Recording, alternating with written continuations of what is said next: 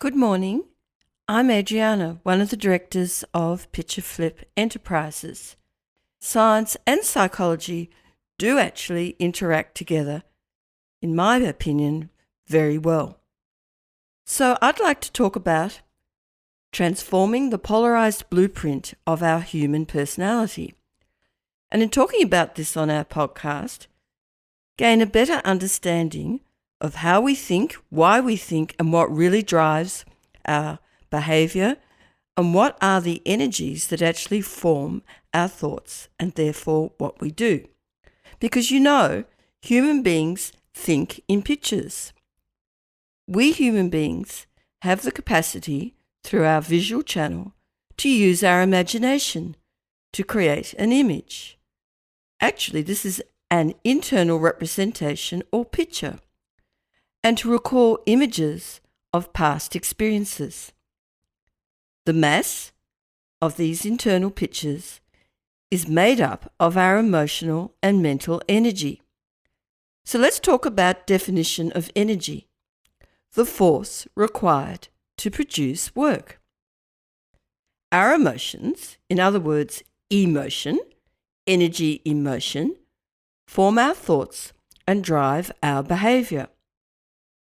Our emotions underpin our decisions that make up our belief and value systems, good and evil, i.e., the mental and emotional mass of our thoughts. As human beings, we perceive our perception of reality through a polarity of positive and negative.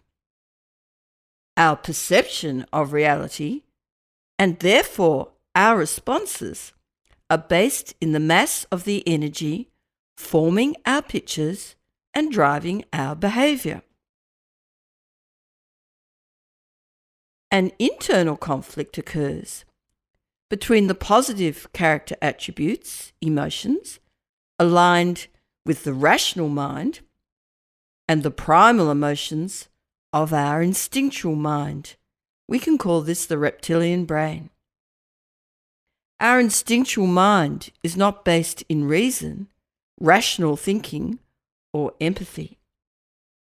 Our instinctual mind is based in raw instinct, the survival of the fittest, our primal urge to survive, i.e., our internal perception and response to our external world within this aspect of our personality. A value system based in power and control, revenge and payback, and the thrill of the kill. Yes, primal. When we perceive our external security base or power base is under threat, in other words, our stress response, we are internally activated into a fight, flight, freeze, attack defense mechanism hardwired within our instinctual makeup. Adrenaline is secreted from the adrenocortical glands, by which sugar is released into the bloodstream, providing a natural surge of energy or high to feel our psychotic paranoia with the heightened aggression, rage, fury, resentment, and hatred to fight to the kill, and the frenetic fear, anxiety, panic, and terror to run away and shut down. Within our primal mind, we derive a false sense of narcissistic glee or pleasure in the thrill of the kill, along with the glee of revenge attached to a false sense of power or fix. This state of mind is paranoid, delusional, without feeling, is cold, frozen in fear, totally shut down, our inability to feel empathy, the destructive nature of our human personality. Understandably, within this aspect of our personality, we feel no intrinsic value, security, and trust. We can witness this collective mindset in our modern world and throughout the ages of human history despite the great intellectual and scientific achievements of our age. So I ask you, has our EQ in relation to our IQ stood the test of time? Clearly not.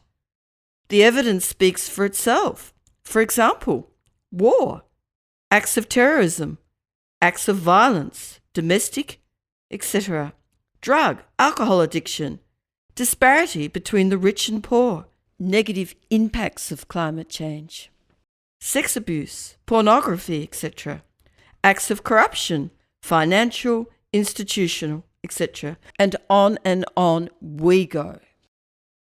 Emotional resolution can occur when we are at internal, emotional, and mental root cause of our instinctual responses through the myriad of layers of protection.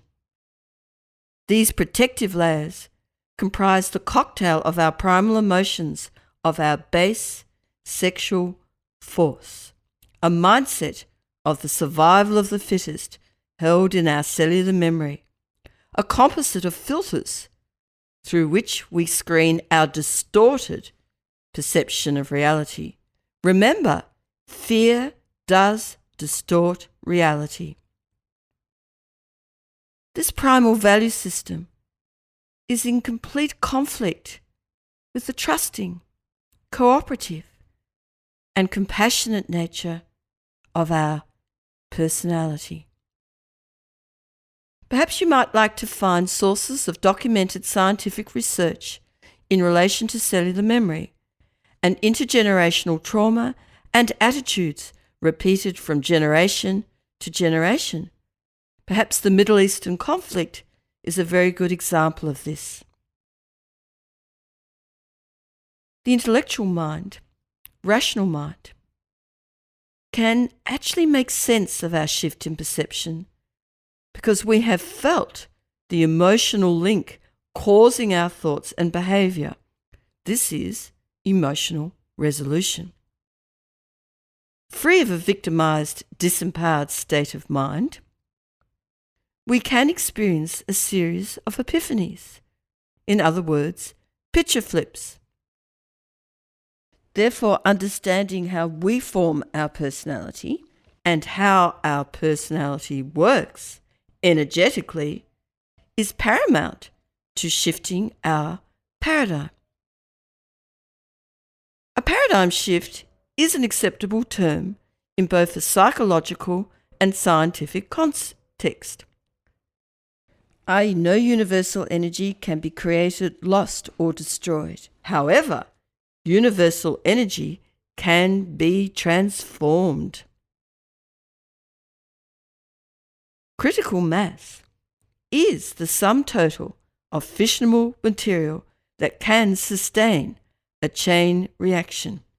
In other words, one person shifting their paradigm and the next and the next and the next builds the momentum for a ripple effect for a critical mass shift in perception, responses, and our value system. So, ponder, and let's together in our next podcast really understand how each and every one of us can actually make this happen. Thank you for listening. So visit our website, shiftingparadigm.com.au.